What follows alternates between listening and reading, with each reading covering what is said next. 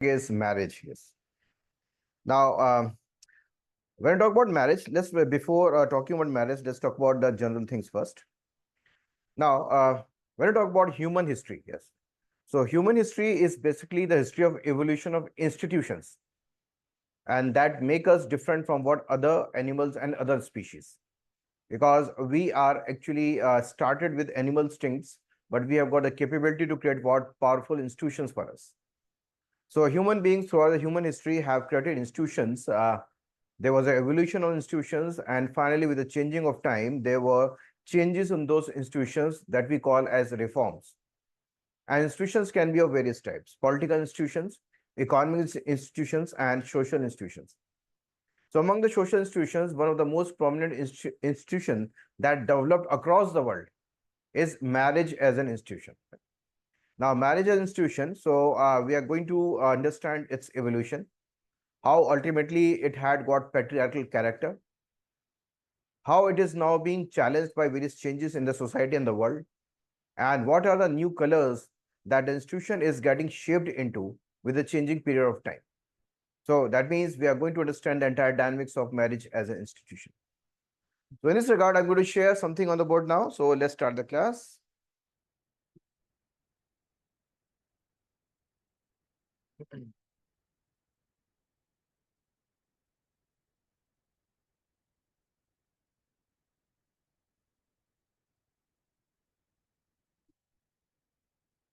Okay, so evolution. Yes. So evolution means how the marriage as an institution evolved. Good evening, Joshika. Good evening, sir. Good evening. Okay, so I was talking about that human beings' history is that of evolution of various institutions for their own benefit, because only human beings have the capability to create such institutions, not the other species on this planet Earth. Yes. Now, one of that prominent institutions that was created in the social dimension is marriage as an institution, prevalent across the world. Yes. Now, so let's talk about social needs always give rise to institutions, and with the passage of time, emergence of new thinking and new social needs emerge, which then bring changes in the existing institutions.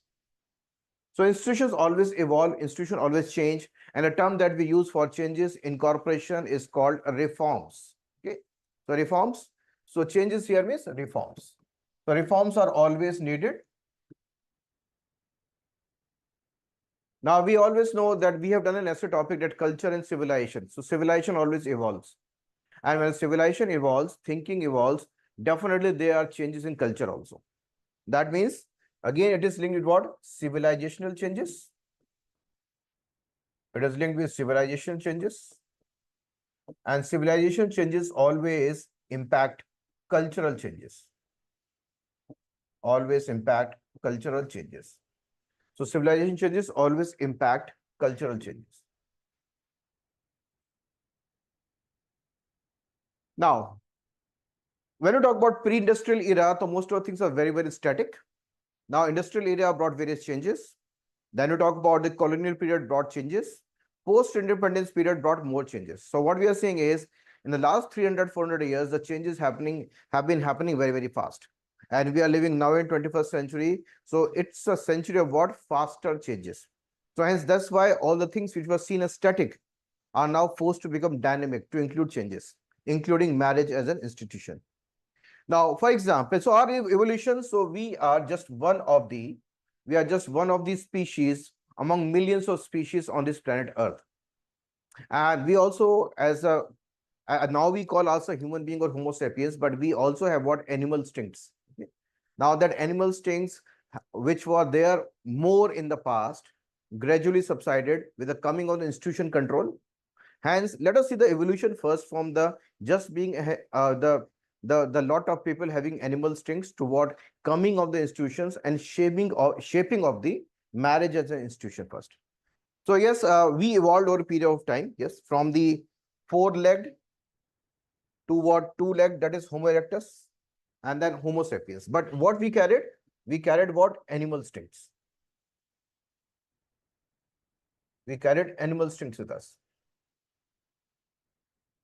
Now, what are those animal instincts that are usually found among animal? That is called instant gratification. So instant gratification is animal instinct. That means at any cost, just satisfy our immediate needs. So what are animal instincts? Satisfy immediate needs. Satisfy immediate needs. So Homo sapiens also displayed the same thing. Once before the coming of a settled civilization, so that same type of thing was also there among the human beings also. So what was the instant gratification required by the so-called evolution of human beings? So what they were requiring, instant gratification means first is survival. The first basic need is survival at any cost. So that brings out the animal instinct. That means survival means defensive and aggressive. So survival against wild animals and also competing groups of people. Yes, against competing groups of people. So first animal instinct is a survival instinct. We all know animal kingdom. So all the animals try to survive in a hostile environment. Okay, so survival instinct. Second instinct is hunter, gatherer, and wanderer.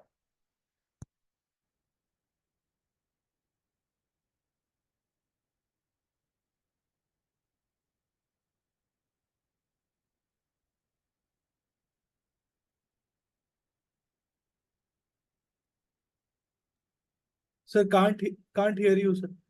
Sir, you are not audible. Now it's okay. Yes, sir. Okay. So now survival is the first basic instinct of any animal. So had been with the human beings also. Now when we talk about hunter, gatherer, and wanderer. So animals keep on relocating themselves to find safety. Same was the case with the earlier humans.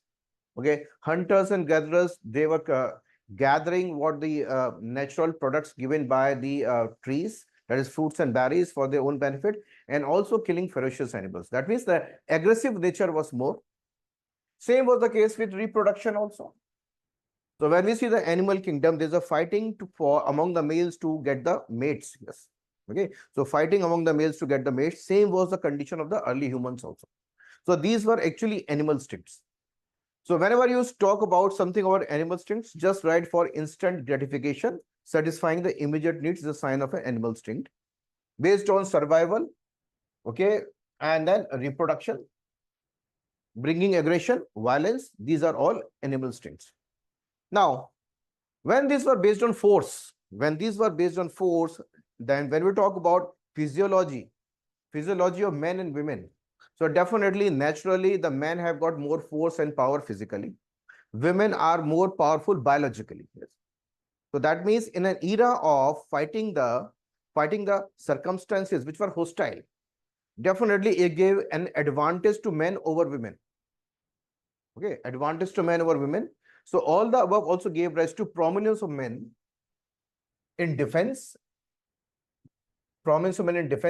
attack, for survival, as by nature, men are physically more powerful. So hence it gave an advantage to men. Women are biologically more strong. Women are biologically more strong. I will talk about biologically more strong a little later in the class. So naturally, as the hostile environment has to be fought, new settlements have to be found. Okay, new stone tools have to be created. Forests have to be cleared that require more physical power. And hence that physical power requirement gave men the supremacy over women. And this was the start of what initial form of patriarchy, when the men tried to gain the superior position in comparison to women. That was basically of the natural requirement. Yes. That was not planned initially. Patriarchy was not planned initially.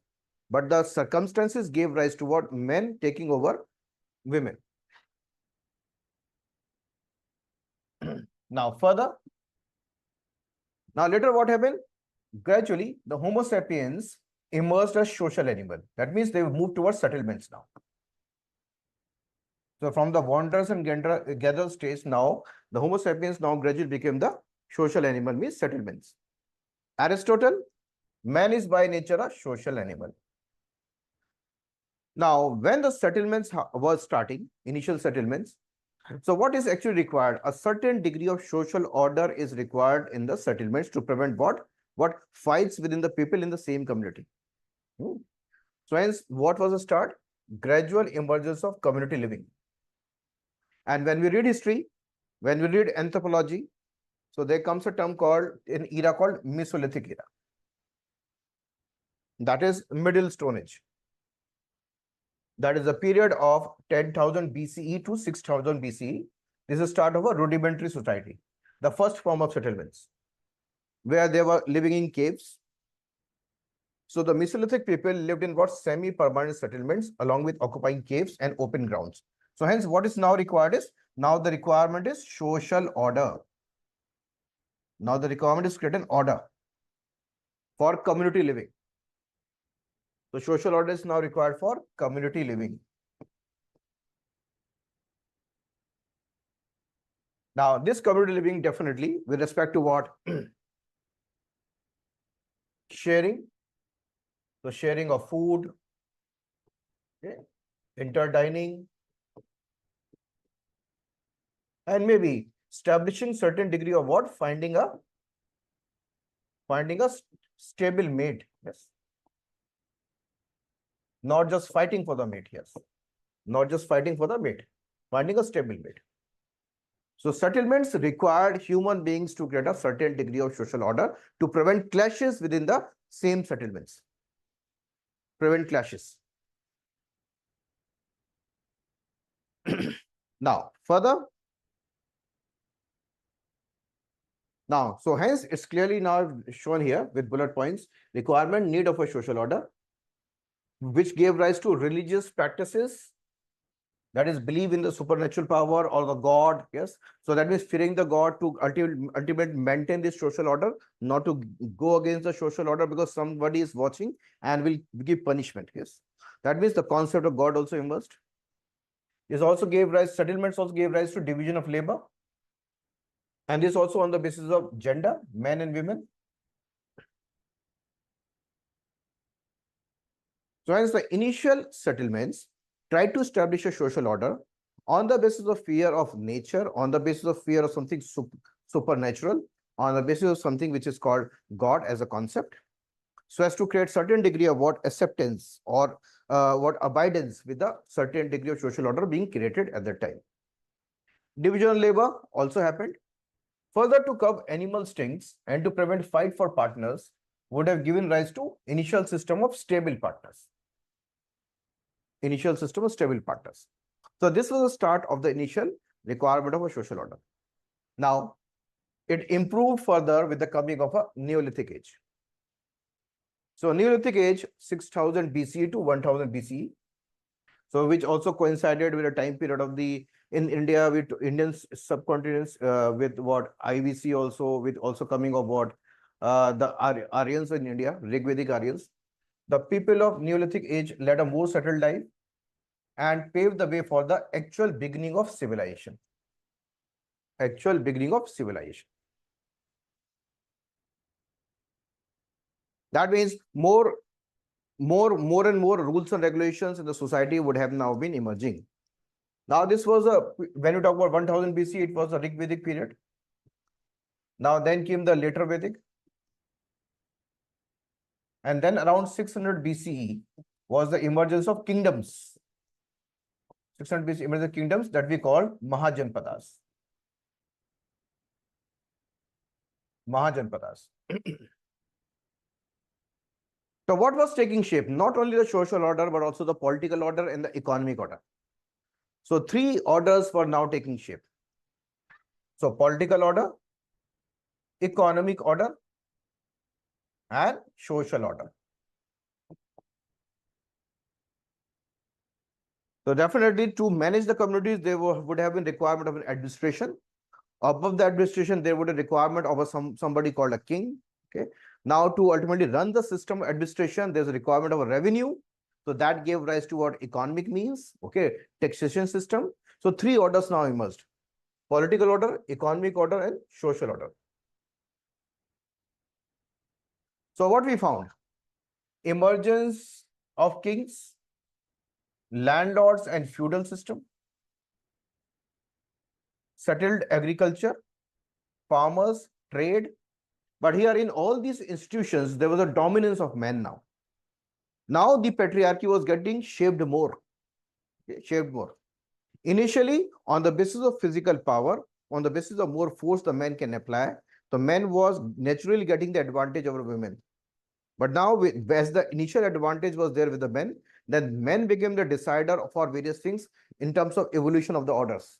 So as all these orders, political, economic, or social, were now dominated by men. So kings, now for example, even when we see this also requires more degree of force to rule over someone, also require degree of a force. So hence, again, advantage to men. Sir, there Yes. is disturbance in your voice, sir. A disturbance in voice. Partha, is there? Not at my end, sir. Okay, Diksha, just check your side. Others also, is there an issue? No, sir, you're audible. Okay, thank you. So Diksha, just check your side. So that means when we're talking about emergence of the orders, the men had the advantage and they dominated all the orders now. So emergence of kings, even to rule, there was a requirement of force. Okay, hence it gave advantage to men here. Similarly, to as a landlords, to extract the revenue, to ultimately maintain the law and order, they were given the responsibility of what law and order, policing, even what military type of administration. Again, it gave advantage to men because they were in more position to use force. Settled agriculture, clearing of the forest, new settlements, farming is also a very force or energy sapping activity, again would have given advantage to men here. In terms of trade, traveling long distances, it also requires certain powerful groups of people to move to defend themselves from the various type of dacoits or robbers on the roads. So again, all these activities gradually were taken forward by mostly men. So men had got the advantage. Now, as the patriarchy was getting shaped, now this created certain degree of classes. So kings, a different class altogether. Landlords, different class altogether. Farmers, different class altogether. Traders, different class altogether. Now, that means now a next question emerged: how to transfer this to next generation? And who will be the legitimate heir, or who will be the legitimate person to handle the things in the next generation?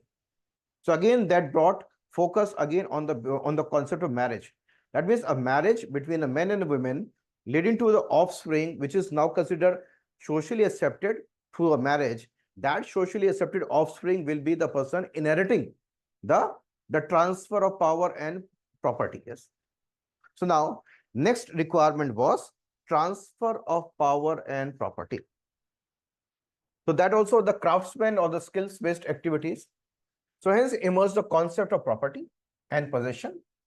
There was already now a stratification of society in classes. And also in Indian condition, also in various castes. So society was divided, okay, and economy. So that means classes were there. And now as and when the material culture took shape, now next target was how to transfer that to next generation. So that requires certain degree of socially accepted legitimacy at that time. Hence, marriage was seen as an institution to provide that legitimacy. That means a union between men and women giving rise to an offspring, which is socially accepted, will be the natural or the inheritor of the transfer of power and the property.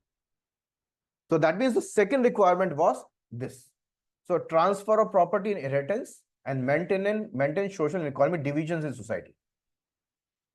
So next major requirement which gave prominence to marriage as an institution was property, inheritance, and maintaining the social and economic divisions in society. That's why marriage was allowed only to in a certain strata of people only. It was not anywhere. Yes. So there was intercaste marriages were not allowed. Yes. Interfaith, interclass marriages were not allowed. So requirement of time was the property, inheritance, maintaining social and economic divisions in society. Now, how to maintain the above? Now, for maintaining the above, marriage as an institution emerged and which became dominant to give rise to the concept of stable families, transfer of property, inheritance, and also to maintain social and economic stratification. So that means the solution was provided by a marriage system. But as this marriage system evolved, but in what type of order? Where the men were already dominant. So this marriage system was evolving when the men in different orders, political, economic, and social orders, were already dominant. That's why the marriage system had traces of patriarchy or the control of patriarchy. Traces of patriarchy and control of patriarchy. So, another thing or which was concerning for the men, which was beyond this, was something else. Let's see. Institution of marriage, patriarchy orientation. Now, first of all, marriage became a way of channelizing sexuality in a socially accepted way. So, sexuality of both men and women. So, marriage became an institution to channelize it in a socially acceptable manner. The first. And definitely retention of family property to offspring. That's why this became important. And now, the third concern was a concern for men, because men were afraid of what? Women's sexuality. Now, let's talk about the biological superiority of women in comparison to men. Now, when we talk about the sexuality of men and women, there's a difference now. Women can have what? At one time, multiple organisms, but the men cannot. Men can have maximum one. Okay. So that type of what? Women biological what? Power over men also created what? Problem for the men of suspicion that how to control the women's sexuality. That's why they require a system in which the marriage between one man and one woman, the man should be having the power over the women, and hence monogamy was required. Yes. So monogamy was required. So that's why polyandry did not develop, but polygamy developed. Yes. Polyandry, we'll talk about polyandry and polygamy also later. Why? Because if the women have got multiple what partners, can give rise to offspring, and then it's very difficult to ascertain for a male dominated society who is the father of the child.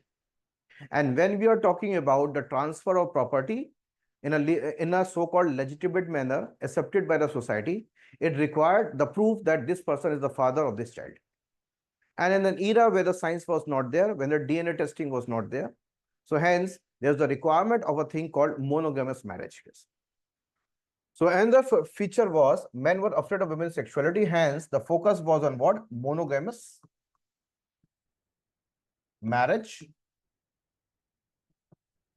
in which men had domination. In which men had domination. And note down another reason was, note down below this, another reason was, okay, as biologically women can have many partners,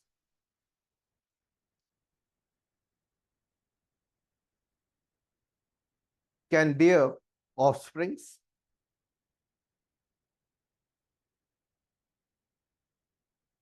but in a society concerned with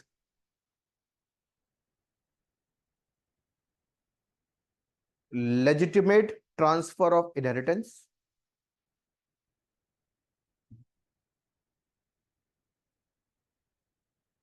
comma, social and economic status, Sir, legitimate. transfer of inheritance, comma, social and economic status,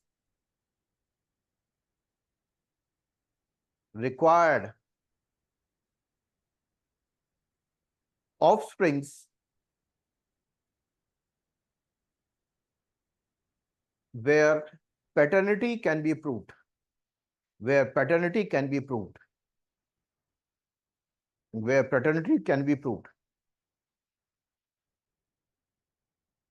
Hence, a monogamous marriage system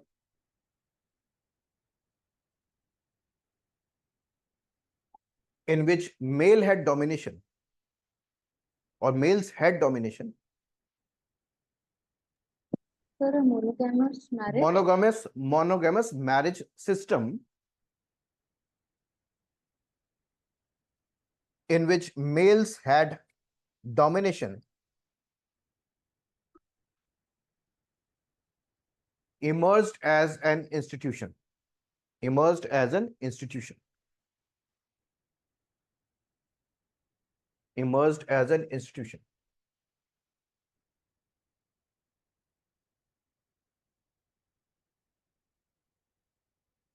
Okay, now, further, when we see this, why there came a concept of vansh and varis. Okay. Is vansh ka varis kaun hai? Vansh, kaun se vansh? Lineage, and varis who will be an inheritor. Now, as the vansh and varis were actually emerging from a monogamous marriage system in which male had domination and male were occupying all the orders, political, economic, and social. Hence, naturally, there was a preference for sons who will be the major inheritor. So hence transfer of property to sons emerged. Transfer of skills and crafts to sons emerged. So traders to the son, skillsmen to the son, craftsmen to the son, king to the son. Okay. So that means the same type of, means the inheritance was transferred to the son. And girls were offered in marriage. So hence the system emerged where the boys were retained in the household and the girls were offered in marriage. So girls were offered in marriage. So what happened? The sons were retained. Sons were retained in household. And the daughters, when we talk about daughters, were offered in marriage. Offered in marriages. That's why to make this an impact always on the girls and the women, that you are temporary in the household of birth, your actual house is the house of the husband and in-laws, that was fueled, that was framed, that was imparted, that was filtered in the young girl's mind right from the growing up years. Okay, that you are made for somebody else. Hence, cultivated aspiration for the women was to find a match in future, give birth to children, remain indoors, take care of the family, and remain committed to husband.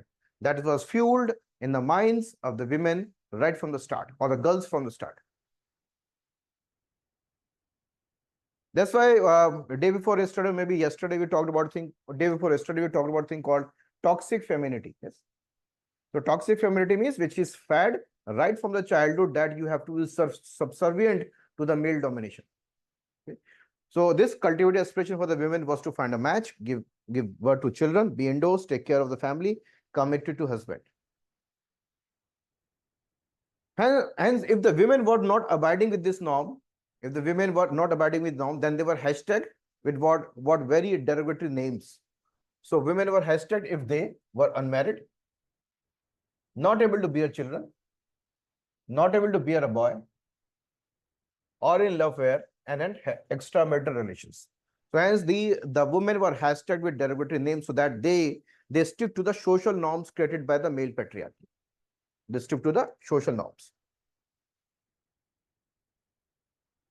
Hence, what we are seeing is emergence of a marriage system in which men are at the top, yes, and the women are subservient, yes. Now, this marriage system did not have space even for the third gender and transgenders. So even this marriage system did not have space for third gender, transgender, because if men marry third gender or transgenders, there will not be any offspring. And even if there's same-sex marriage, there will not be any offspring. So offsprings are required for a transfer of property, also for labor. Yes, also for labor. So that's why the children were required for various work, the labor work which are required everywhere, the transfer of property, and a legitimate child is required. So hence, a marriage system, men domination, women subservient, a marriage system which were not allowing the transgenders to marry a normal man, or maybe when you talk about the same-sex marriage were not allowed because the result was not offsprings. Now, so what was the sanction? Only heterosexual marriage between men and women, and forced to keep them monogamous by making marriages sacred, that came into picture. So this was now considered sacrosanct. Sacrosanct, that means which should be abided, which should not be broken, or which should not be challenged. Sacrosanct. So this was the emergence, and that happened throughout the world.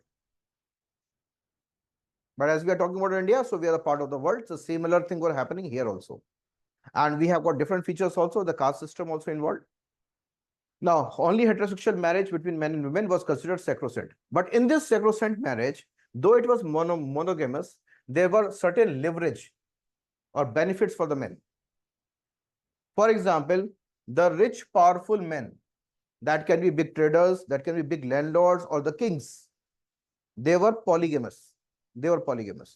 So polygamy prevalent for the rich men, and even they were keeping concubines. That means they were keeping women without marrying for their pleasure. Yes. So here polygamy prevailed over the richer men. Though the marriage system was sacrosanct, considered monogamous, but here the leverage was taken by the rich men, who can be kings, who can be landlords, who can be big traders or businessmen. Now, so what was average man doing who was not rich? So average men, for sexual gratification outside marriage, now they were involved in using the services of a prostitute. Yes. So prostitution. So prostitution was again fueled by the male patriarchy. Now, and the chance of marriage was also there. If in the monogamous marriage, if the woman is not able to bear children or not able to bear a male child, or the wife dies, so there was always a chance that the man will be getting a second wife. Yes. So that means in terms of the marriage, though it was sacrosanct between men and women, though still the advantage was shifted towards men, because richer men can be polygamous. Okay, average man can also get the services from the prostitute. Yes, sir, for his sexual gratification outside the marriage. And in case of what, three conditions, women, wife not having a child, not having a male child, or in case she dies, then there always a possibility of what, second marriage for the man. So what we are seeing is a patriarchal tilt towards marriage system. But there were boundaries for women. Yes, foundations for women. In the marriage, there were foundations for women. For example, polyandry was not accepted. So there would have been certain polyandrous tribes, yes, but those are only minuscule in number. But when we talk about mainstream civilization, the polyandry was not accepted. Again, the same issue. So in terms of polyandry, a lady having maybe 2 or 3 husbands. So that means it's difficult to ascertain whose offspring is belonging to which husband. Yes. So again, the issue what, sharing of the property, transfer of the property. That's why polyandry was not encouraged. So women were not having the chance for polyandry. Now widows. Now to prevent widow remarriage, what was done? So again, widows were hashtagged that they are ominous. So they throw bad omens on the young girls. Okay, so they should be kept away. They should not be dressing, or they should not be beautifying themselves. Many times there were cases of what, they were also their heads were also tonsured, means the hair were cut to make them unattractive. So they were almost hashtagged and ostracized from the society, kept away. Now, to escape such type of harsh living conditions, many times the women were forced to opt for sati. So sati becomes a way of suicide, and where the women committing sati was actually praised by the society as a devi. Against a way of what, false impression that if you do sati, we will be designating you a devi after your death. Yes. Or there were also concept of levirate. So what is levirate? Anybody? Practice in Jews, sir. They marry in the same family, like brother. Yes. Levirate is maybe what, marrying the widow with the brother of the deceased husband. Yes. So that is called levirate. So that the property remains within the family itself. Okay. So marriage with the brother of deceased husbands. So for widows, they were majorly the women were actually what, kept aloof or kept separated from the mainstream society. and they were made unattractive deliberately so that they are not producing offspring in case of love relation happening with any men. Yes, because then it would be difficult to what assign a tag for that child. So hence they were actually what kept away or forced to opt for sati or forced to go for levirate. Yes, so these were three conditions for women. So divorce was not a possibility, but a man can abandon his wife. Yes, it's not for the wife. So when you are talking about a marriage system in which men have all the power and also have got all the open options for himself, not for women. Further, marriage was also required to sustain social and economic divisions in society. So social economic divisions. So for example, there's a concept of called Kulinism. So this concept also comes in what history, Kulinism. That means women belonging to a certain class, certain economic class, will be marrying only with the men of the same economic class. Okay, that means women belonging to a certain higher class will only be marrying a man of the same high class. Now, for example, if this woman is of upper caste and belonging to a rich family, cannot marry a man of the same caste if that man is coming from a lower economic profile. Lower economic profile. So cannot marry a man of the same caste. So that is called maintaining class status. Maintaining a class status. That is called Kulinism. So a higher class woman will only be marrying a man of the same higher class. Now, usually the higher classes were mostly upper caste. So this women belonging to upper caste family and rich were still not allowed to marry the man of the same caste if the economic profile is dissimilar. It's not similar. So the classism, that is called Kulinism. And generally, there was strict no to intercaste marriages to keep separate the social and divisions. Strict no to interreligion marriages. And Pratiloma marriages were not allowed, means a lower caste man definitely cannot marry an upper caste woman. Pratiloma marriages were not allowed. There would have been rare cases. So what means the punishment was done, if the child was born in terms of what against the norm marriages, those children were consigned to the category of untouchables. That was the punishment. So here, in case of what going against the norm,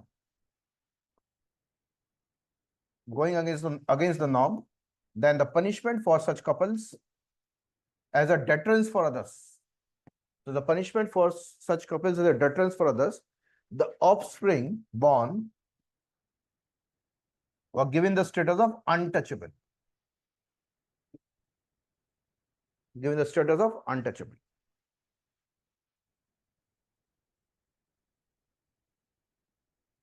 Given the status of untouchable.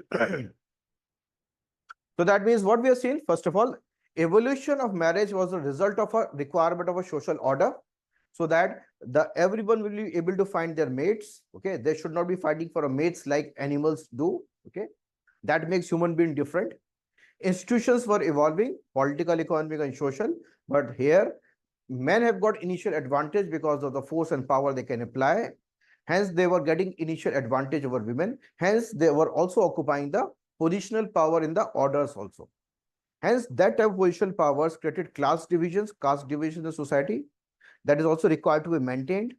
Transfer of property and inheritance now becoming an issue. Hence, marriage system was seen as a way of legitimately doing this and maintaining the social and economic divisions in the society.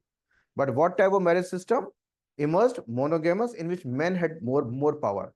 But monogamous does not mean that men remain monogamous. Men have got the advantage to pursue their preferences outside the marriages also.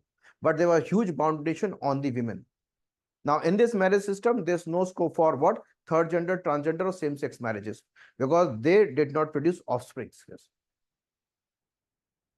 And these were the major things which were considered in terms of marriages: no intercaste marriages, no interreligion marriages, Kulinism was maintained. And in case of going against the norms, so punishment was there, offspring were considered untouchables. Till now, very clear? Now, further. So, is it just the offsprings that would have the consequences of being See, classified as untouchables? see, offsprings were actually the children. They were maybe the parents were actually giving punishments of what, maybe punishment of death also. Yes, in that scenario, it depends upon the kings. It depends upon the people who were powerful in the society. It depends upon them. So, but see, offsprings were given, were always kept. They were kept alive. They were always, so that they will be shown as example for rest of the people. Hmm? So that's why the offsprings were treated as a separate caste altogether, or untouchables altogether. Yes. So that was the major reason. Okay, so thank you. Okay. Now, further. So hence patriarchy made it sacrosanct, which cannot be challenged or changed. Yes, that was the phase almost till the coming of the Britishers. Okay, almost with the coming of the Britishers, the marriage as an institution was sacrosanct, as created by the human history in India for almost 3,000-4,000 years. It remained sacrosanct. But the challenges emerged with the coming of new thoughts, new learning. For example, emergence of first category of change, 19th century. Because exposure to colonialism, okay, Western thoughts, and the emergence of what, social reformers as a result of Western thoughts. The first sort of change emerged from 19th century onward. Because exposure to what, foreign thoughts, we were now learning English. Okay, there were also various educated people emerging from India who were studying in England. They were bringing their own thinking. Now they were getting exposed to liberal ideas of the West. Especially, we know the major revolution was French Revolution, which brought the feeling of equality, liberty. Yes. So all those were also seeping up in what, the intellectuals in India, and they were becoming the drivers of change in the society. So influence of Western ideas and shift of focus towards women. For example, now Raja Ram Mohan Roy type of people tried to focus on the problems faced by the women. Hence, worked enormously for the abolition of sati, and finally got it abolished officially by an act, yes, by Lord William Bentinck. So Raja Ram Mohan Roy, so now led to abolition of sati. Now, abolition of sati would be meaning what? It would be meaning that number of widows will be rising in society. So this would have been requiring widow remarriage now. That's why now the next step, major step, was by Ishwar Chand Vidyasagar, widow remarriage. So now, so abolition of sati would have now required the next step. Hence came into person Ishwar Chand Vidyasagar. Hence came into concept about widow remarriage. So that means this was the first major change in the marriage system. So first breaking of the sacrosanct status of the marriage system was coming of the widow remarriage. So this was the first major change. So note down, this is the first major change which break the marriage system considered sacrosanct. So once a wife, you will remain the wife of the same person, whether that person is alive or deceased. So that was broken now. So widow remarriage broke that first. Now further, now with the coming of what, education for women. So you must have heard about Bethune College, yes, which was the first college for women in entire Asia by John Eliot Drinkwater Bethune, that came in 1850, 1849, 1850. Efforts brought by education for the girls for coming from the depressed sections by Jyotirao Phule, Savitri, and so there were various reformers involved. Now education. Now, if we have to provide education to girls, so what we have to stop? We have to stop child marriages. Okay. So now the first step was abolition of sati. Abolition of sati would have led to the increase in number of widows. So first major change was the widow remarriage. Now with the focus on the girls and women education, what to be prevented next is child marriage. Very clear? You are finding the link? Child marriage. Now hence, increasing the age of marriage was the next step. So that's why came Age of Consent Act 1891. Age of Consent Act 1891. So raised the age of consent for girls from 10 to 12 years. So minimum age of girls now fixed was 12 years. Applicable across all communities and religions in British India. That means, so this challenged, yes, this challenged the concept or the culture of child marriages. Gradually starting challenging the child marriages. Now further, another increase in the age of marriage was through Sharda Act of 1929. Child Marriage Restraint Act. The name itself was Child Marriage Restraint Act, 1929. Now, so the minimum age for girls 14 years and for boys 18 years. And hence it introduced proper penalties for the parents, guardians, priests involved in child marriages. So what we are seeing again, the reforms have now started in the marriage system with the focus now on what preventing child marriages and encouraging education for girls. So this would definitely have encouraged education for girls. Encouraged education for girls. Now, when somebody is getting educated now, so what will happen? She, okay, we are talking about girls, so she will be getting exposed to what new thinking now. She will be focusing now on what more higher education. She will now be in the position gradually to what put her opinion, can also counter argument with the parents to study more, can also try to become self-capable by starting earning. So that means gradually what was happening is with the prevention of child marriages, education was increasing for girls. Education would have opened the mindsets of the girls more. Now want to make their own life and career and decision in terms of finding the life partners also. That means gradually what we are seeing is small changes were now emerging in the concept of marriage. Small changes. So encourage education for girls. Note down a line for this, a line below this you can add on. Education for girls, and the education would have opened up. Education would have opened up new wave of thinking. New wave of thinking, bringing more feel of equality, more feeling of equality,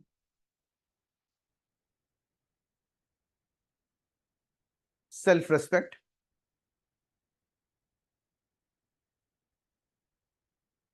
with more willingness to delay marriage, more willingness to delay marriage,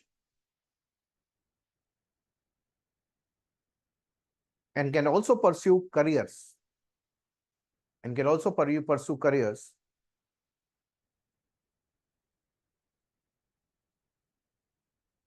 Hence, this can be the first dent, D-E-N-T, this can be the first dent on forced and early marriages. On forced and early marriages.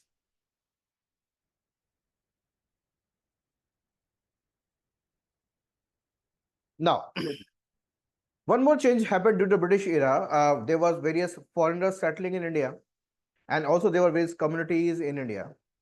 So now many times the Britishers settling in India, they were marrying Indian women. Yes, they were marrying Indian women. That's why it gave rise to community that we know as Anglo-Indian. Okay, Anglo-Indian.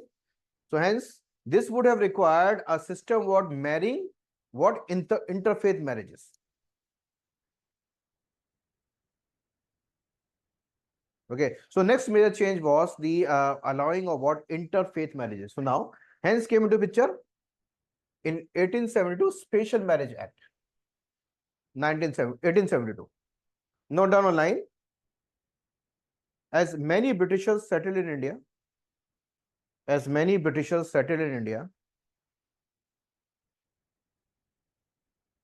and they got Indian wives for themselves.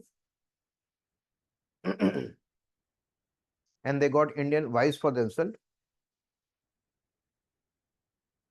Hence it required an act to support interfaith marriage. To support interfaith marriage.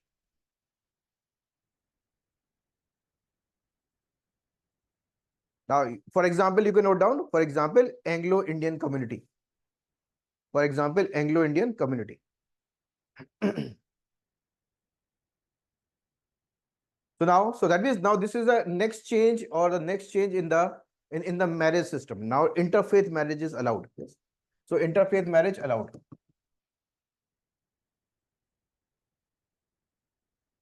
Allowed, yes. Interfaith marriage. So this was the next change in the sacrosanctity of the marriage system. So this allowed individuals of different religions to marry without converting to each other's religion.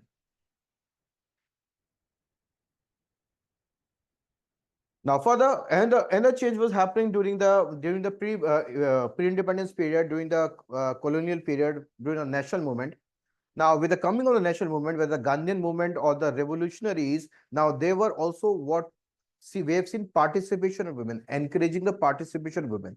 That means so women were now coming outside there from the indoor life to outdoor life. They were also joining the mainstream. They were also becoming the campaigners. They were also becoming the social workers. They were also becoming the educators. So women participation in national movement also opened up.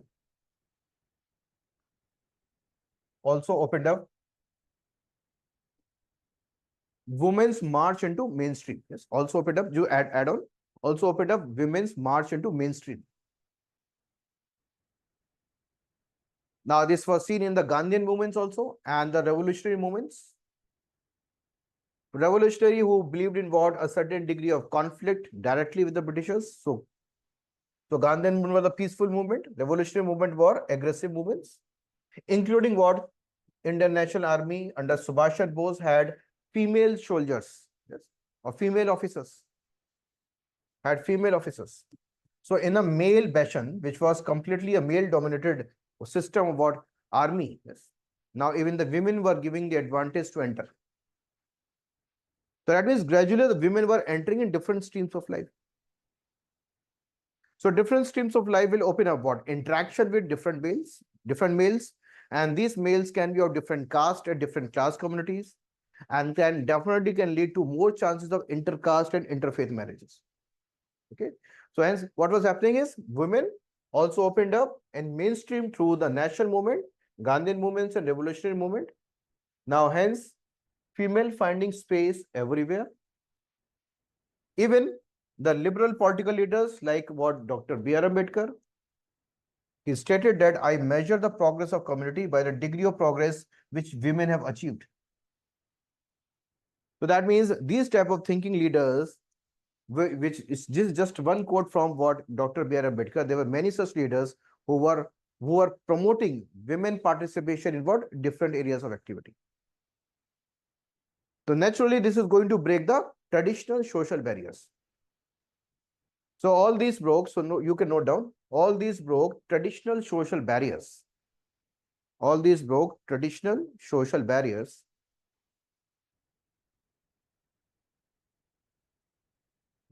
and hence promoted intermingling.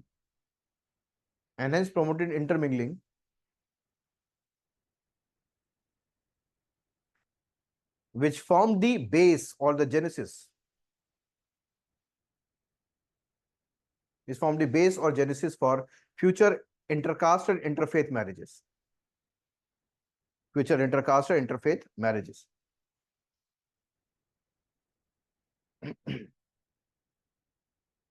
Interfaith marriages. Now, one more statement from Dr. B.R. Ambedkar. He stated that how to break the caste system. To break the caste system, two things are allowed: interdining and intermarriages. If these two things are being promoted, then the caste system will be or eliminated forever. So hence this was already taking shape with what mainstream of women in different activities. Further, across the world, what was taking shape before independence also, and in what late 50s and 60s, a concept of feminism was taking shape. So impact of feminism. It increased consciousness about women's rights. And hence, this concept of women's rights, chances of marrying beyond caste and faith increased. And that happened across the world. So chances of women marrying. So first wave of feminism was in 19th and early 20th century. Now, what was the first demand for the women is, now we know in various initial democracies, only men were allowed to vote.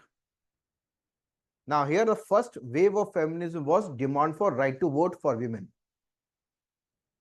Now when we see United States gave voting rights to women in 1920. The United States has been in existence since 1776.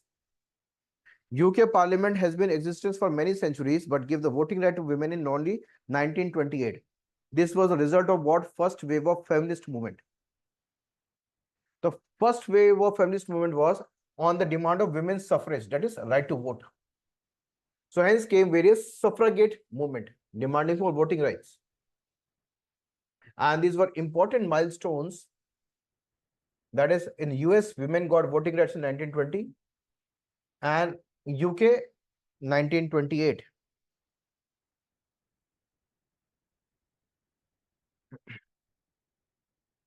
Okay, does the voting right to women would have changed the functioning of the government? Yes, voting rights of women would have brought the women issues into the mainstream. Clear? That means education, demand for more economic rights, more jobs. And that means what will gradually happen? Opening of women in the society. And when more opening of women in society, definitely the traditional systems of patriarchal marriages will definitely be dented and will be opened. Clear? So that means this brought what? Power to women. Power to women to influence policy making. To influence policy making. Power to women to influence policy making.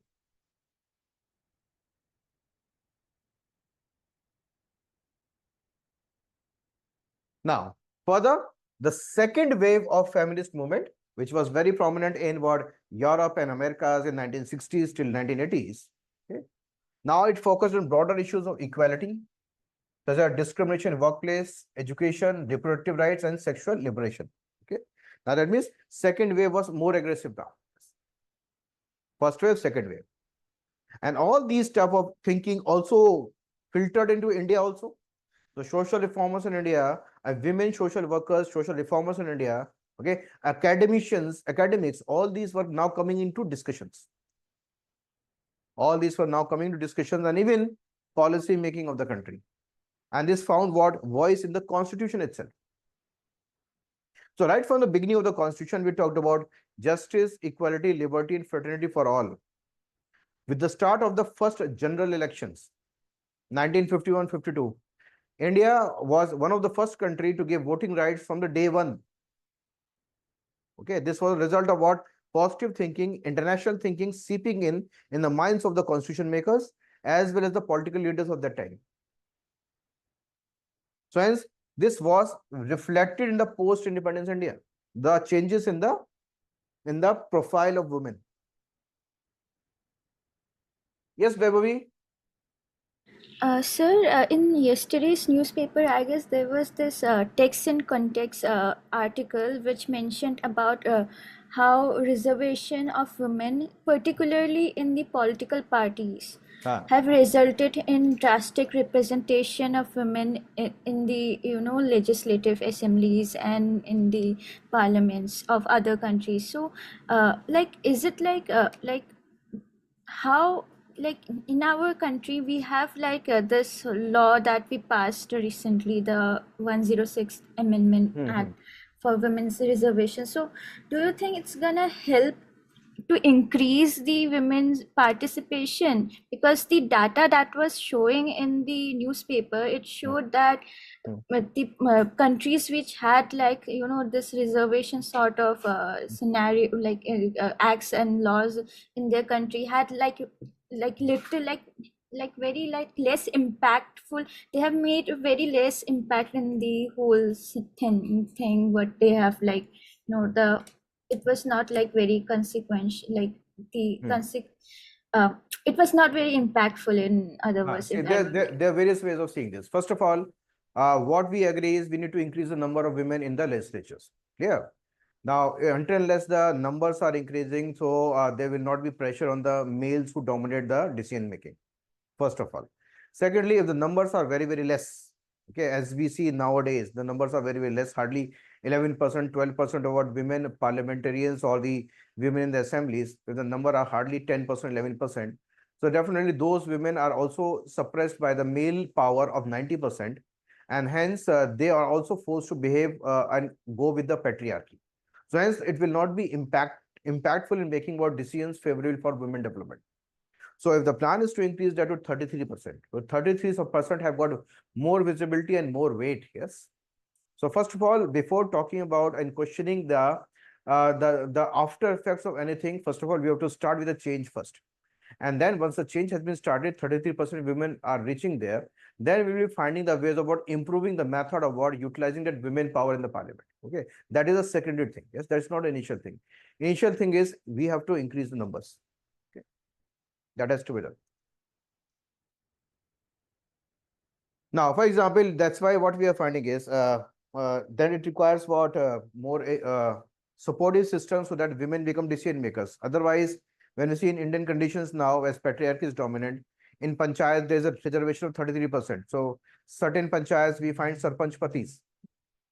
The same types of thing can also happen in what parliament assembly also, but that is the initial thing that is going to happen, because if we are applying the changes will be reaching its conclusion in terms of bringing the final change over a period of time, because we cannot prevent change after a certain duration of time.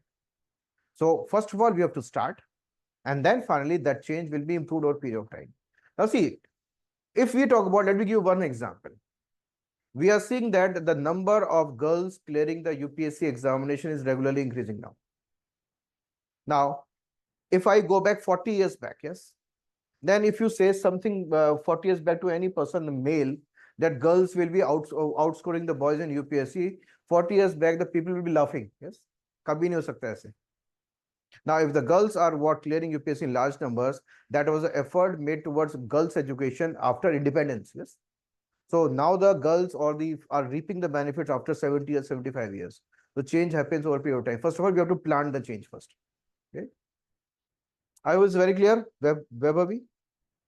Yes, sir, it makes sense. Okay, I make sense. Yeah. Okay.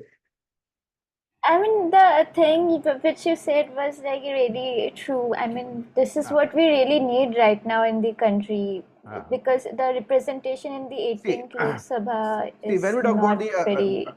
when we talk about your parents' generation, or what if I talk about my parents' generation, or maybe my grandfather's generation, so they have been a generation of what more under domination of patriarchy. Yes. Now, who will be liberators? The liberators will be the new generation. Okay? So the people like you, when you were growing up, when you will be raising your own families, so you will be more liberated in dealing with your own children. Yes. So that you will see what more changes and drastic changes happening within the next 50 years. Okay, so that is going to happen. Okay, now, so second wave brought what more demand for women rights everywhere, more safety precautions everywhere. That's why our constitution were influenced by such type of what policy making from the day one, because all those changes were included in the constitution itself. So hence what happened post independence, the first thing is we gave voting rights to women right from the first general elections. So women got voting right from first general elections 1951-52. That means the women issues were the part of policy making right from day one. Right from day one. So that's why there was so much focus on what girl child education, even in the villages. Now, I will recall my mother was born in the year 1956. 1956, she was born. Now, when she started to study in the primary school, so for till the class 5th or till the class 8th, she got scholarship. Yes. Okay. That means no fees for the girls. That was an encouragement, because that is part of now what policy making, because women were the voters. Now it's a responsibility of the men who dominate the government to now look differently from the female's perspective also. Okay. Now, so that means education. Now, women encouraged in education, employment, And that definitely brought exposure and intermingling with males of other caste and communities. That is bound to happen. When the women are going to work in offices, when the women are going to work somewhere else, when the women are reaching the higher education, definitely they will intermingling with the opposite sex, mainly males, and these males can be of what different caste and communities. So that would have definitely led to what attraction and love affairs, maybe marriages. That was the start of what maybe intercaste or interfaith marriages. And the same type of thing was also promoted through what Hindi movies or other language movies also. In all the movies, you will find the hero and the heroine, they were actually in love relationship. It does not matter which background they belong to. That was also fueled by, the change was also fueled by the movies in our country. So this is also fueled by movies in our country. And to support this, yes, to support this such type of intercaste marriages and interfaith marriages, yes, there was again a new Special Marriage Act of 1954. Now this is Post-Independence Act. So hence, why? Because right to marry a person's one choice is a fundamental right. Overall, marriage is an institution. Hence, what happened? Marriage as an institution now become a contract from a sacrosanct thing. Now the marriage emerged as a contract because registration of marriage is required. So something which requires registration, that means it is now emerging as a contract. When something can be broken in the form of divorce, what can be broken? Contracts can be broken. So registration of anything is seen as a contract. Okay. Now breaking the contract, like divorce in marriage, is again is a sign of a contract. You can break the contract. And you can restart the contract with anyone. You can restart. As means remarriage is a common thing. Gradually became a common thing. Remarriage. So now that means the sacrosanct system has now become a contract system. Has now become a contract system, which can be across the faith also, which can be across the caste also, which can be dissolved also, which can be restarted also. Very clear? Sir, but in Islam, marriage has always been a contract. In Islam, yes. Here we are talking about Hindu marriage system. Here we are talking about. In Islam, it is always a contract. Yes. Okay, so that means registration contract, divorce contract, and what restarting the marriage is also a sign of a contract. Now, prominent new changes. What has been the new changes with the changing nature of society and the changing nature of requirements? Now, for example, the coming of the acceptance of single mothers. Acceptance of single mothers now. For example, I still remember when we for admissions, father's name is required. Okay. For getting a degree, father's name is required. Teachers complaining or writing a complaint note in a diary, papa se sign karwa ke leke aana. Okay. Means it's always father, father, father, and father. Okay. Now, father is not a requirement. Yes. It's not a necessary requirement. So Supreme Court also directed that the name of the father may not be necessary for obtaining child's birth certificate. That means it can be unwed mother also, single mother also can get that. Passport and for school purposes. So that means it now brought acceptance to single mothers. Who can be unmarried also. Who can be divorcee also, who can be widow also. Okay. So single mothers. So that means again, the challenge for the stability of the marriage system is actually becoming more and more. It is now transforming itself with the requirements. Now, yesterday I showed you this line also with respect to the status of being single, the proudly saying that we are single. The Supreme Court ruling also that all women, including those not married, had equal rights to abortion also, and held as a recognition single women's right by the top court. That means bearing a child and also abortion is recognized even for the single women. So this clearly showing that we want to liberate the women. Now, next change happened with the coming of the acceptance of live-in relationship. Now, the Supreme Court held that living together as partners without getting married is not illegal or criminal offense. And this decision came in 2010. The Supreme Court of India in 2010 gave legal recognition to a live-in relationship in case of as Khushbu versus Kanyamal. Yes, Kanyamal case. So you can quote all these type of case laws, yes, or case in the examination when you write. So what are the changes we are seeing is Special Marriage Act, which is promoting intercaste and interfaith marriage. Yes, marriage emerging as a contract. Next change is single mothers are being accepted. Next change is live-in relationship is accepted. Yes, live-in relationship. Now this live-in relationship comes with protection also. So Protection of Domestic Violence Act. So Domestic Violence Act provides protection to women in live-in relationships who face domestic violence. So that means it is being provided a more what sanctity or acceptance from the perspective of creating its acceptance in the society. So it also being covered under the Protection of Domestic Violence Act. The act defines a domestic relationship as one in which two persons live together in a shared households and are in relationship in the nature of marriage. Therefore, a woman in a live-in relationship can approach the court for protection under the Domestic Violence Act. So that means the Protection of Domestic Violence Act was added to live-in relationship.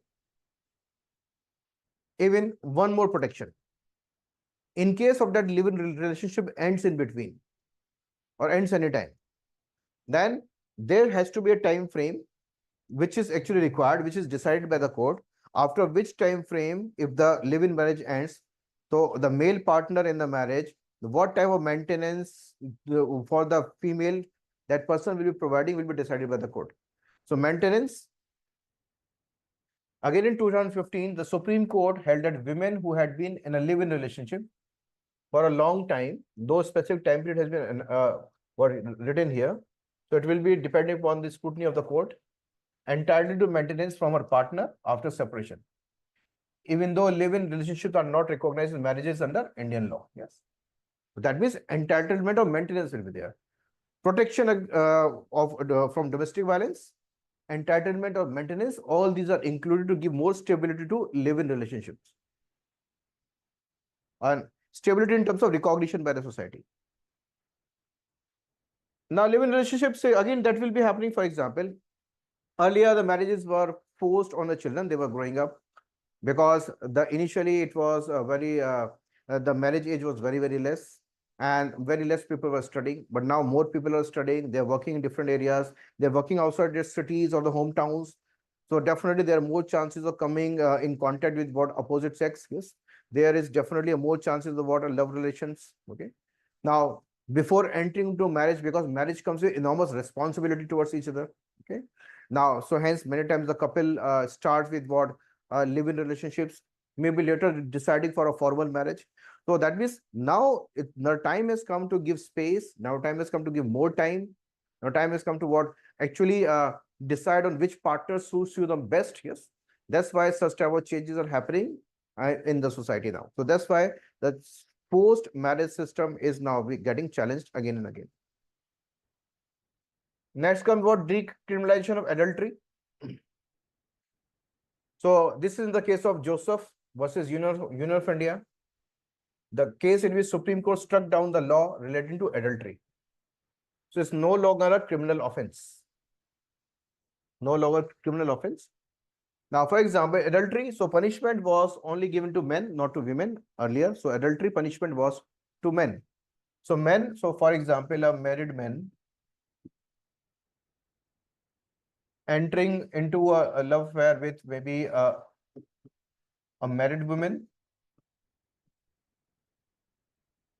besides his wife, or can be any unmarried girl or unmarried woman. So that will be treated as adultery and the punishment goes to men.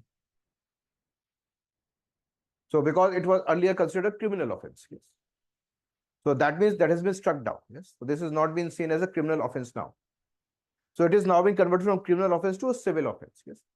So in the civil offense, what can happen is in case of adultery, the divorce can be raised in an issue that I do not want to live now with this person. Okay, that can be the reason. That can be the situation. So hence Supreme Court opinion is that why it is no more a criminal offense. So what Supreme Court stated, A crime is something which is committed on the society as a whole, while adultery is more of a personal issue. More of a personal issue. So hence, adultery does not fit in the concept of crime, as that will otherwise invade the extreme privacy sphere of the marriage. Yes, that means you are poking into the households. Yes, poking into the bedrooms of the house of the people. Yes, so that goes against what most intimate privacy is. So that means it is no more criminal offense, but it can be a civil offense. It continues to be a civil wrong and can be a ground for divorce. So what happens after adultery is the decision of the couple now. What to do now? Should be left to the husband and wife to decide, as it is something which should only involve their personal discretion. So here the state or the court should not be entering in that. Yes. Adultery was only punishable for men, sir. So punishable for men only, adultery. Also, not it could be struck down on Article 14, 15. It can also be struck down in case of what issue of equality also. Okay. Now, second statement from the court was, a husband is not a master of his wife. So husband is not a master. So the judgment places reliance on the fact that women should not be considered as the property of their husbands or fathers for that matter anymore. For that matter anymore. Now, so what we are seeing, enormous changes happening very, very fast in Indian society for last 60, 70 or 75 years. Enormous changes happening in the concept of what the union of a couple. Yes, the various changes happening now. So now, another thing that happened was decriminalization of homosexuality. This is another change. So Navtej Singh Johar versus Union of India. So in this, the Supreme Court decriminalized what homosexual activity.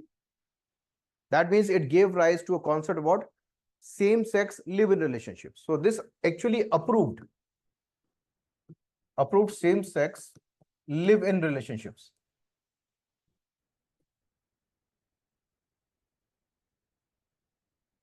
So this now approved same-sex live-in relationship.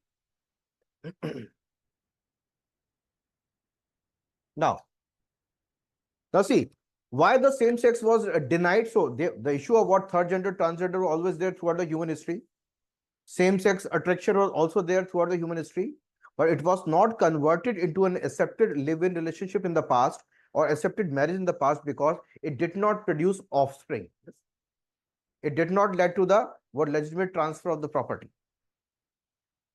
Now these concepts have emerged. Yes. Now even the heterosexual marriage, people may be deciding not to have a child. Okay, so child is not the guarantee of a marriage. Yes, because the parents may be deciding, couples may be deciding not to become parents.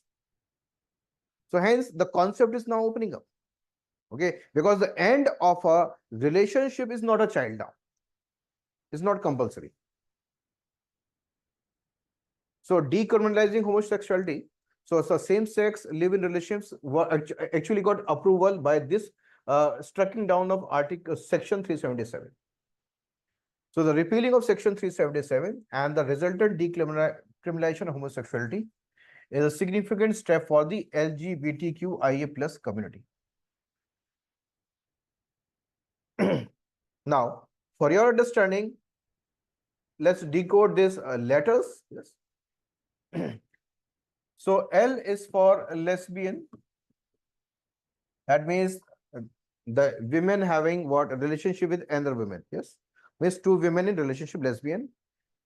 When I talk about gay, yes. So men, relationship with a man. So B, we talk about bisexual. So bisexual is a person who is attracted to either sex. So attracted to both either sex, yes. Bisexual. T is transsexual. So there are two types, trans men and trans women. trans women. Now, what is the meaning of trans men and trans women now? Trans man is transitioning towards manly qualities. Trans man means transitioning towards manly equality. This means what? Trans man means born as a girl, means the sex assigned at birth is girl, but display the features, okay, the capabilities, okay, the inclinations of a male. Yes. So means born as a girl, but show the traits of a male. So biologically born as a girl, sex assigned at birth is a girl, but show the traits of a male. So that becomes trans men.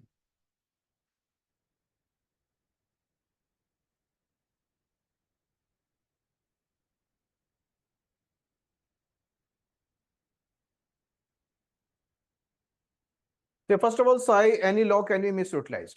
Even simple traffic rules or regulation are misutilized by n number of people on daily basis. That does not mean that we do not require rules and regulations. Okay, that is a problem of the individual who is violating a particular law. That should be dealt individually. Laws are being created for the benefit of the larger set of people, so that the weakest get the benefit.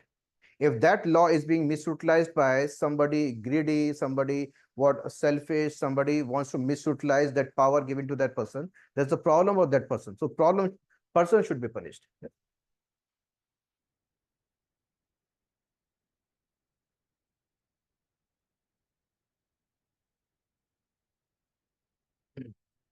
Okay. So now, so I hope this is clear. Trans man is transitioning towards man, means born as a girl biologically, but have got traits of a male. Same goes here, trans women. So transitioning towards women. Yes. So born as a boy, so gender is male.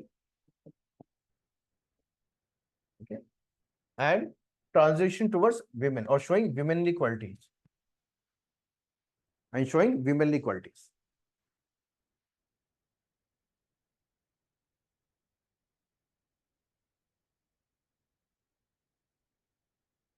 Okay.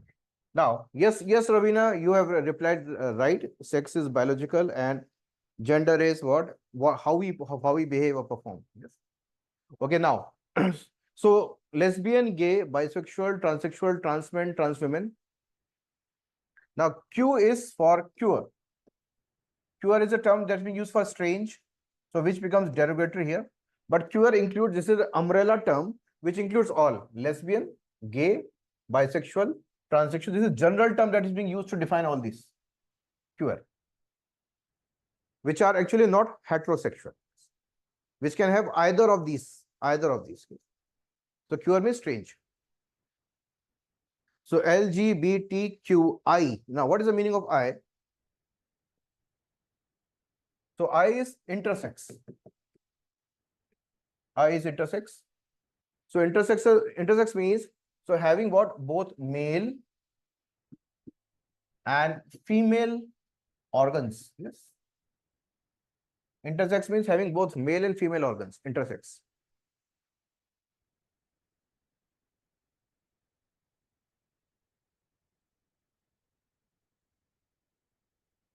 Male and female organs. And now asexual. Asexual means the person who does not have any feeling or sexual inclination towards anyone. Okay, means no sexual inclination. No sexual inclination. And what is plus now? Plus means it is open-ended, means more new things coming to our notice in terms of sexuality will be added. Yes. So this means it is kept open-ended. It is kept open-ended. Very clear, all these terms? Now, Ravina, you are doing PhD in this. Okay, so if you want to add on, something that will be beneficial for the class, you can add on.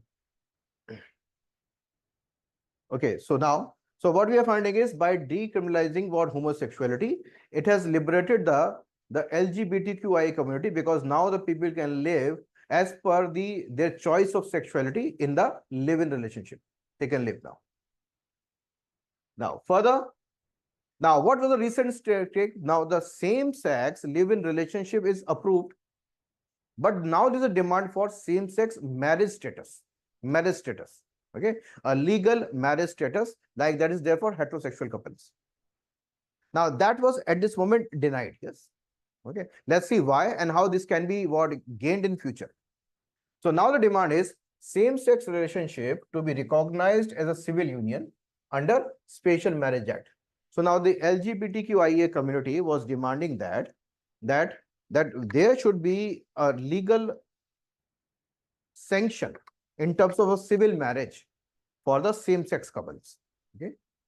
Now, but the 5-judge Constitution bench, so that they were expecting that the Special Marriage Act of 1954, which talks about interfaith, intercaste marriages, but mentions between men and women.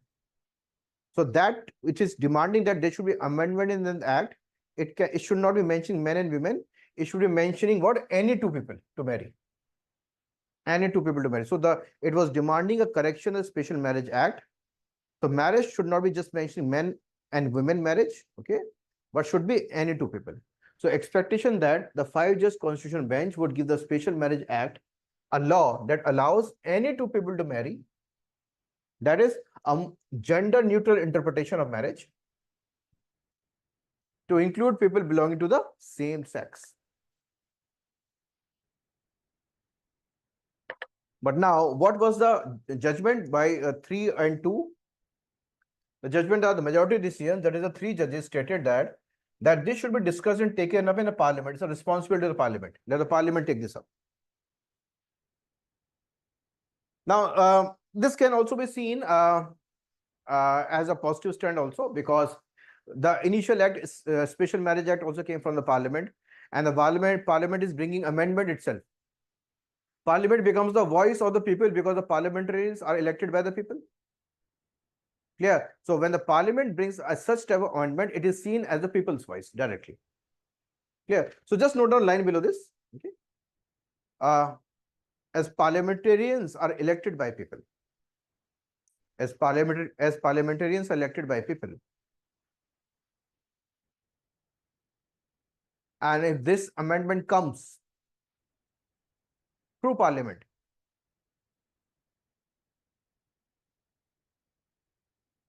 then it can have wider acceptability. Then it can have wider acceptability.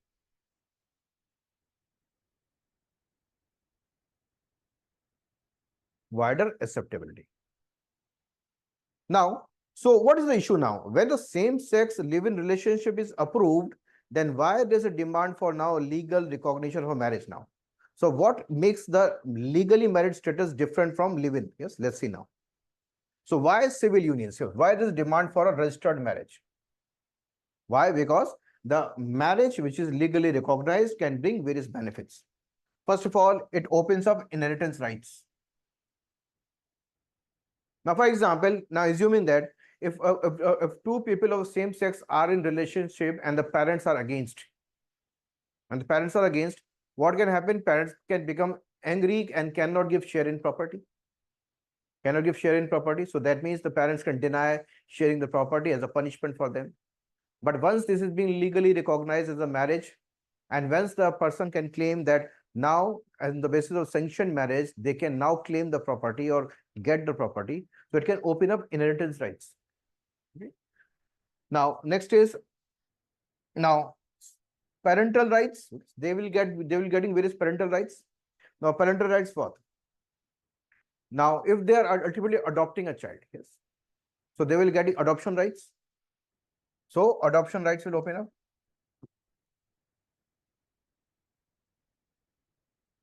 Adoption rights, or they can also not simply adoption right, they can also, okay, artificial insemination.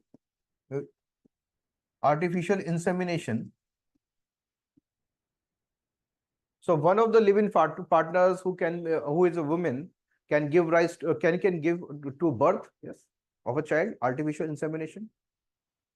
So that will be seen as what? Yes, a biological offspring. So that means parental rights will also be assigned. Yes, parental rights.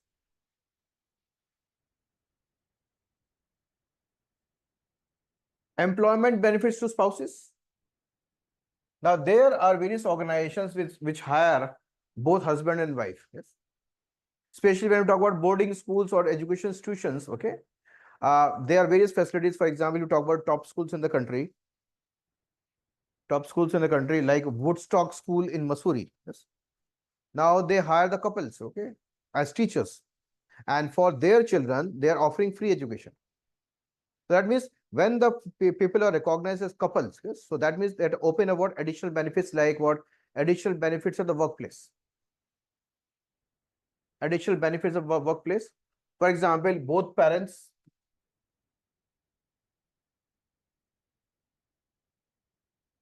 are employed by a company or an organizations, and then benefits given to the children. To their children.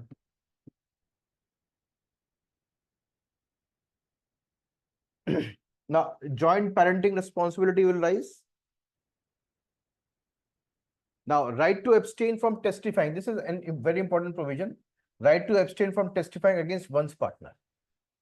Now, in case of married couples, yes, you cannot force a wife or a husband to testify in a crime against the spouse. Yes, it's not allowed. So, right to abstain against testifying, similar to the spousal privilege given under Section 122 of the Indian Evidence Act, or now Bharatiya Saksha Adhiniyam.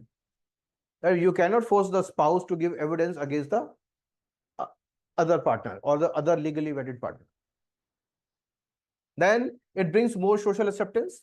So live-in relationship at this moment are not seen with respect in the society. But if the same-sex live-in relationship are entitled with marriage certificate and get what various benefits like what other heterosexual couples in marriage, then gradually the acceptance, gradually the respect will also rise. Okay.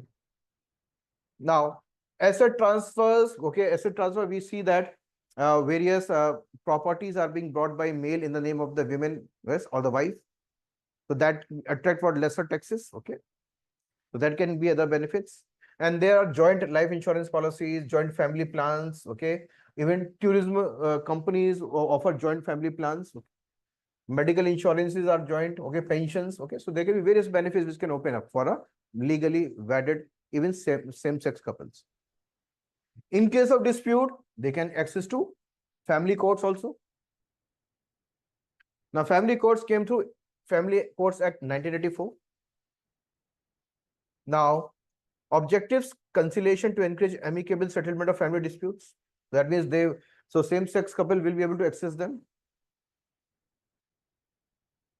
Judicial process to issue all family-related matters. Then all those issues which are linked with what? Marriage and divorce. So that means the family court's benefit can be taken. Even in case of child adoption. Okay. Now, this is a separate point. Here I am talking about access to family court. That means in order to solve the marriage disputes or the family disputes, okay, property disputes, they can go to family courts. Another issue that any other benefit for the same sex legally recognized marriage can be now they can openly adopt a child. So child adoption, which comes under Juvenile Justice, Care and Protection Children Act, JJ Act. So JJ Act lays down the procedure for the adoption of orphaned, abandoned and surrendered children.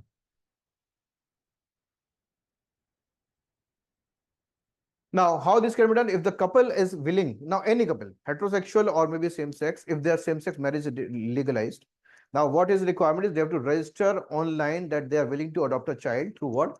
Child Adoption Resource Information and Guidance System. This is the portal. Yes, this is the portal.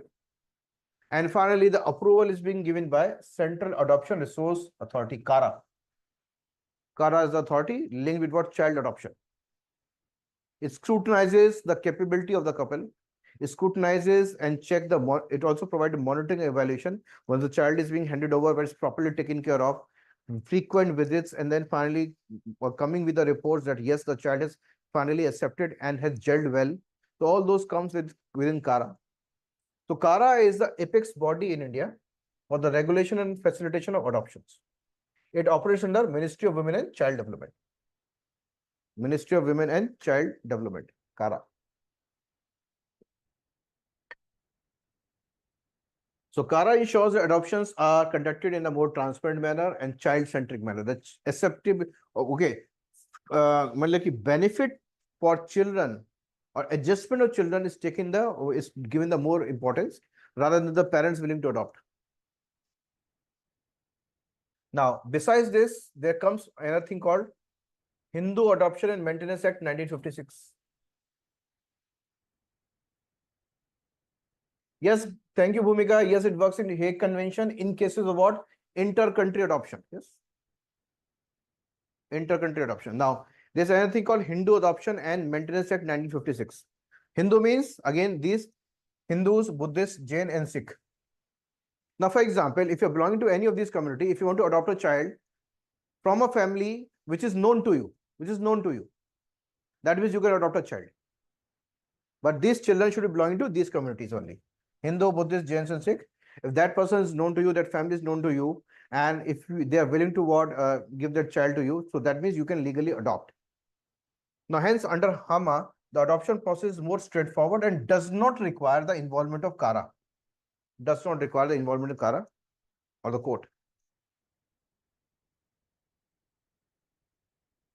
Now, there is also one more thing called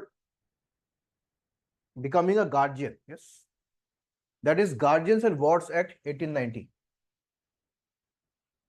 Now, primarily used for guardianship, it is used for guardianship rather than full adoption. It is not treated adoption. It is about creating a legal guardian for that person, legal guardian. Not a legal parents who is adopting a child, but only a legal guardian. So primarily used for guardianship rather than full adoption. It's applicable for Muslims, Christians, Parsis, and Jews. So this does not grant the status of adopted child as the biological child, because the process involves only the appointment of a guardian, not the adoptive parents.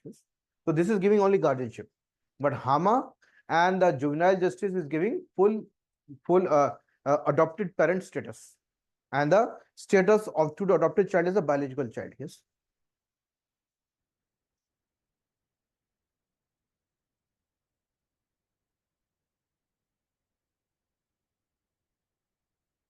Now, but still, though, now the last closing point for this is although the Supreme Court has not given a green signal to the same-sex recognized civil marriage, but the Supreme Court has opened up a way. Yes, opened up a way. For example, now this has to be understood because this can be a little complex in understanding. Now, all eyes here, let's understand first what Supreme Court is saying, that transgender persons in heterosexual relationship have the right to marry under existing law. What is the meaning of this? So it states that if a transgender person is in a heterosexual relationship and wishes to marry their partner, such a marriage will be recognized. Yes. What does it mean? A transgender man marrying a cisgender woman. Let us understand this. This is a little complicated. This is approved. Yes. So what is it saying? A trans man can marry a cisgender woman. A cisgender women.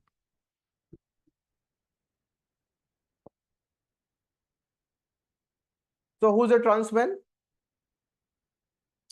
So trans man biological sex is a female or a male? Trans man. Trans man biological sex is female. But this female is showing what? More manly qualities or manly traits. Manly traits. Is showing what? Man quality or manly traits. Now this female who has got more manly qualities can marry a cisgender women. Cisgender means a straight woman. Means cisgender means born as female, and yes, also have the female traits. So means a female having the inclination towards manlyhood, a female having inclination towards manlyhood can marry a straight girl if both of them are ultimately compatible to each other. Very clear? So actually what we are seeing is, here the sex is still female. Here the sex is still female. Actually what we are approving is same-sex marriage only. Orientation is different for one female. Yes, orientation is different. But actually we are approving same-sex union. I hope it's very clear. Okay. So if I again repeat, a trans man can marry a cisgender woman. So trans man is sex female, orientation male. Cisgender means sex female, orientation female. So what does this mean? A female having a male orientation can marry a female having a female orientation if both of them feel compatible with each other. So actually what in terms of sex, okay, we are saying that we are approving a same-sex relationship. Orientation is different of one female here. So this step, so that means this is a way forward now.